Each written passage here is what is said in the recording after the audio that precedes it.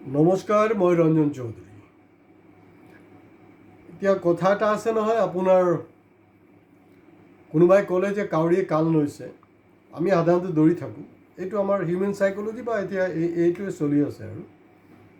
তো সাৱধান, মই আপোনালোকক কৈ দিছোঁ, কোনোবাই ক'ব যে কাউৰীয়ে কাণ লৈছে, আপোনাৰ কাণ নিজে নোচোৱাকৈ, চেক নকৰাকৈ আপুনি দৌৰি থাকিব, এই কথাটো কিন্তু মানে মহা মূৰ্খামি হ'ব। যি নহওক, এই ভিডিঅ' পাৰ্টিকুলাৰলি যিসকলৰ মূৰত এই মুহূৰ্তলৈকে গোবৰ সোমোৱা নাই তেওঁলোকৰ কাৰণে, যিসকলৰ অলৰেডি গোবৰ সোমাইছে তেওঁলোকৰ কাৰণে এইবিলাক কৈ লাভ নাই। ইণ্ডিয়াৰ কোনো চেনেল, মই যোনটো এতিয়া কথা পাতিবলৈ গৈ আছোঁ, আচৰিত নহ'ব,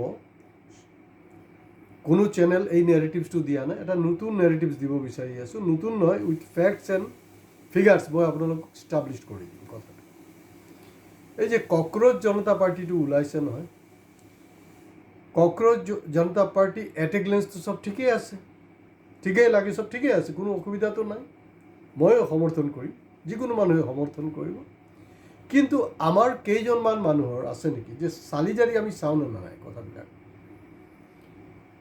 এই যে উত্থান, এই ঘটনাটো এতিয়া 4 মে'ৰ পিছত কিয়, যেতিয়া নিৰ্বাচনৰ ৰেজাল্ট দি দিলে তাৰ পিছত কেনে, এইটোতো আগতে হ'ব পাৰিলে হয়। কাৰণ ফাৰ্ষ্ট ৰাউণ্ড ইলেকশ্যনটো হৈছিলে 9 এপ্ৰিল, পৰ্যায়ক্ৰমত 29 এপ্ৰিলত গৈ শেষ হ'ল, ইন বিটুইন কোনো হেৰি নাই। এতিয়া আপোনালোকে কোনোবাই ক'ব পাৰে যে নাই, সুপ্ৰিম কোৰ্টৰ ফালৰ পৰা, কোনো বিচাৰপতিৰ ফালৰ পৰা এই ধৰণৰ টুলুঙা বক্তব্য হোৱা নাই, সেইটো কাৰণে হোৱা নাই। মই এইটো খণ্ডন কৰিছোঁ। যোৱা 12টা বছৰ টুলুঙা বক্তব্য ঢেৰ আছে, ন্যায়ালয়ৰ ফালৰ পৰা ঢেৰ আছে। প্ৰায় 6 বছৰ হ'বলৈ গ'ল, ওমৰ খালিকক এতিয়ালৈকে ৰিলিজ কৰা হোৱা নাই বা তেওঁৰ ট্ৰায়েলতে লোৱা নাই।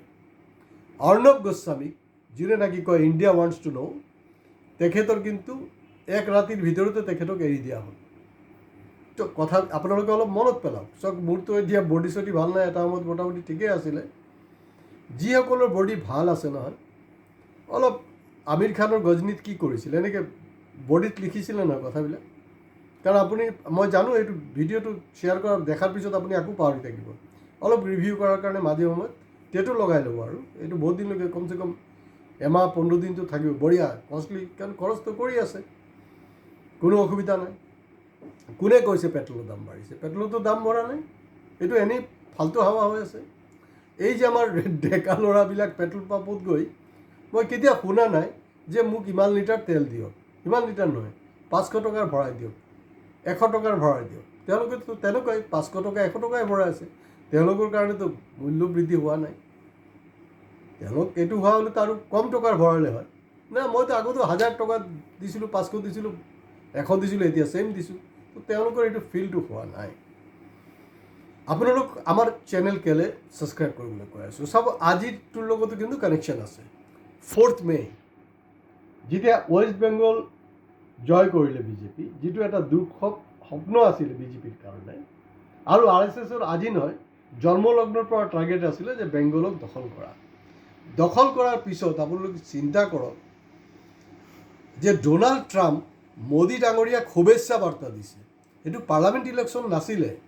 মই তেতিয়াও এটা এপিছ'ড কৰিছিলোঁ যে এইটোৰ আঁৰত, মানে এই জয়ৰ আঁৰত কিবা CIAৰ কিবা নেৰেটিভছ আছে নেকি।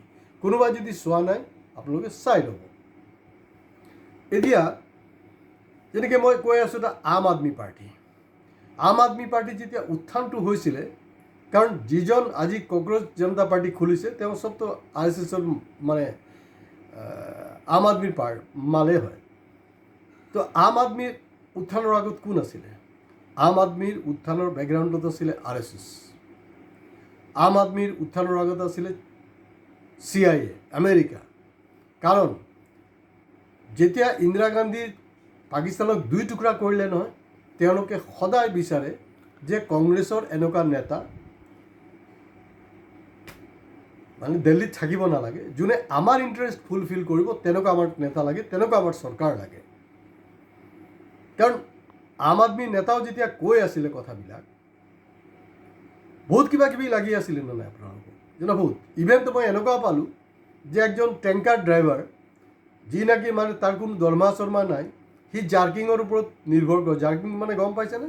এই যে মালটো ওলাই লয় যে আকৌ ক'ৰবাত বিক্ৰী কৰে, জাৰ্কিং।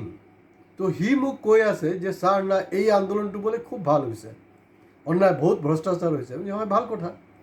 মই তাক কৈছিলোঁ যে ভাই তহঁতিতো জিন্দগীত দৰমহাৰ কাৰণে ফাইট নকৰ, দৰমহাৰ কাৰণে কেতিয়াও ফাইট নকৰোঁ, ফাইট কৰাৰ ইণ্টাৰেষ্টেড নহয়, কাৰণ দৰমহাতকৈ মই জাৰ্কিং যদি মাৰোঁ তেতিয়া সুবিধা। তো আজিৰ পৰা 20 বছৰ আগত জাৰ্কিং যোনটো আছিলে, এতিয়াতো জাৰ্কিং নাইকিয়া হৈ গ'ল, অৱস্থা বেয়া কৰি। তাৰ মাজতো জাৰ্কিঙৰ মাজতো জাৰ্কিং তেওঁলোকে ওলাই আছে, কাম ক'ৰবাত না ক'ৰবাত হৈ আছে। আজিৰ দিনটোতো মুখ্যমন্ত্ৰী ডাঙৰীয়া যোনখন গাড়ীত সফৰ কৰি আছে, সেই মই একদম গেৰেণ্টিৰে হৈ কৈ আছোঁ, কাৰণ এইখনতো কিন্তু ভেজাল তেল সোমাই আছে। কাৰণ ৰিফাইনাৰীৰ পৰা কিন্তু মানে আমাৰ হিমন্ত বিশ্ব শৰ্মা ডাঙৰীয়াৰ পেট্ৰল তাৰ পৰা নভৰায়, ডিপুৰ পৰা ভৰোৱা হয়। তো এই গোটেই যে ঘটনাবিলাক আছে, এই আম আদমি পাৰ্টি যেতিয়া আমাৰ কা আন্দোলন হৈছিলে, যেতিয়া কৃষক আন্দোলন হৈছিলে, ক'ত আছিলে এই মানুহবিলাক, ক'ত আছিলে? ঠিক আছে, যদি আপোনালোকে নেশ্যনেল ইণ্টাৰনেশ্যনেল বস্তু বুজাত অলপ অসুবিধা হ'ব পাৰে, আমাৰ মানে যিবিলাক ভিউৱাৰ্ছ দৰ্শকসকল যথেষ্ট সচেতন, বুজি পাইছে। কিন্তু নতুনকৈ যোনবিলাকে চাই আছে, এতিয়া মই অসমৰ কনটেক্সটো ক'ব বিচাৰিছোঁ, তেতিয়াহ'লে আপোনাৰ মাইণ্ডত আৰু সোমাই যাব। 10 লাখ আমাৰ জেনজি, আমাৰ কক্ৰ'চ পাৰ্টিত, তদানীন্তন কক্ৰ'চ পাৰ্টিত কিন্তু জুবিন গাৰ্গৰ শৱদেহলৈ ওলাই গ'ল। সেইবিলাকেতো কক্ৰ'চ পাৰ্টি নহয় জানো? তো এই যে 10 লাখ ওলাইছিলে, কিমান লাখ না কিমান হেৰিবলৈ আপোনাৰ জাষ্টিছ ফৰ জুবিন হ'ল। এতিয়া আপোনালোকে অংক কৰি চাওক যে ইয়াৰ আমাৰ অসমৰ নিৰ্বাচনৰ লগত যোনটো আমাৰ হিমন্তই কৈছিলে যে যদি আমি ন্যায় দিব নোৱাৰোঁ তেতিয়াহ'লে আমাক ভোট নিদিব, তেওঁতো কোৱাটো ঠিকেই কৈছে। তাৰপিছতো আমাৰ জেনজি, আমাৰ কংগ্ৰেছ পাৰ্টি যিসকল আজি ছ'চিয়েল মিডিয়াত খুব এক্টিভ হৈ আছে, এই গোটেই মালখিনি মই চকু বন্ধ কৰি ক'ব পাৰোঁ বিজেপিক ভোট দিছে। তো গতিকে তেওঁ যিজন মেইন এইটোৰ হোষ্ট কৰি আছে, তেওঁ বহিৰাষ্ট্ৰত আছে, তেওঁ আৰু আজি কপতি আপোনালোকে মোহন ভাগৱত RSS চিফ, যদি মোৰ ভুল নহয়, যদি মোৰ হৈছে আপোনালোকে কমেণ্ট বক্সত কমেণ্ট কৰিব, বা মোদী ডাঙৰীয়া কক্ৰ'চ জনতা পাৰ্টি সম্পৰ্কে কিবা বক্তব্য আগবঢ়াইছে নেকি? আজি এনেকুৱা কিবা এটা কথা কোৱা হ'লে, ৰাহুল গান্ধী যদি কিবা এটা কথা পাতি দিয়ে গুৰুত্বপূৰ্ণ কথা, তাক সত্যানাশ কৰি এৰি দিয়ে। আপোনালোকে কওক, মোহন ভাগৱতৰ পৰা পাইছে? আচল কথাটো হ'ল যে এই যে ইণ্ডিয়া যে ক্ৰাইচিছত আছে, economic crisis, unemployment crisis, reserve বেংকৰ পৰা কিমান কোটি টকা ভাৰত চৰকাৰে ওলাই লৈছে আপোনালোকে গম পায়নে? খবৰ লওক, অলপ চেক কৰক। মই সঁচা কথা কৈ আছোঁ না বকি আছোঁ ৰাজনৈতিক নেতাৰ নিচিনাকৈ? কিমান কোটি টকা ওলাই লৈছে, কিয় ওলাইছে, এইটো কাৰ কাৰণে? আমাৰ কাৰণে না তেওঁৰ বন্ধুৰ কাৰণে? এই কথাবিলাক যেতিয়ালৈকে নাহিব, আপোনালোকেতো হেৰিও দেখিছিলে, নায়ক পিকচাৰখন দেখা নাছিলে জানো অনিল কাপুৰৰ? এটেকলেছ লগা নাছিলে জানো যে না একদম পূৰা ঠিক আছে? কিন্তু বাস্তৱত কি হৈছে? আমি পিকচাৰত কি দেখিছিলোঁ আৰু ইয়াত আমি কি দেখি আছোঁ? ঘটনাটো এইটো।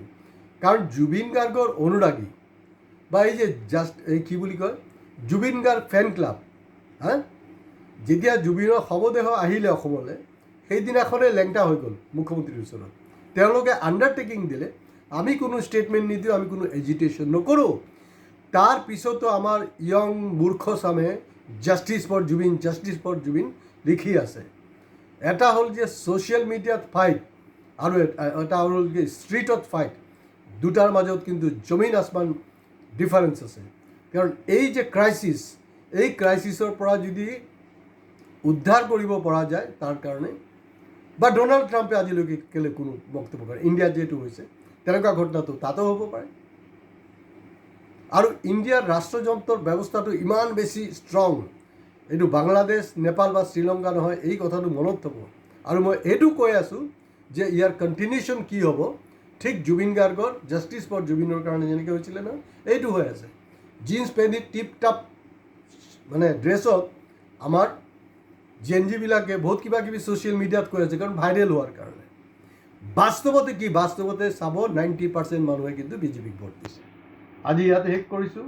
গুৰুত্বপূৰ্ণ ভিডিঅ', তো গতিকে ইয়াক গুৰুত্ব সহকাৰে শ্বেয়াৰ কৰা, লাইক কৰা, কমেণ্টছ কৰাৰ লগতে ছাবস্ক্ৰাইব কৰিব। নমস্কাৰ।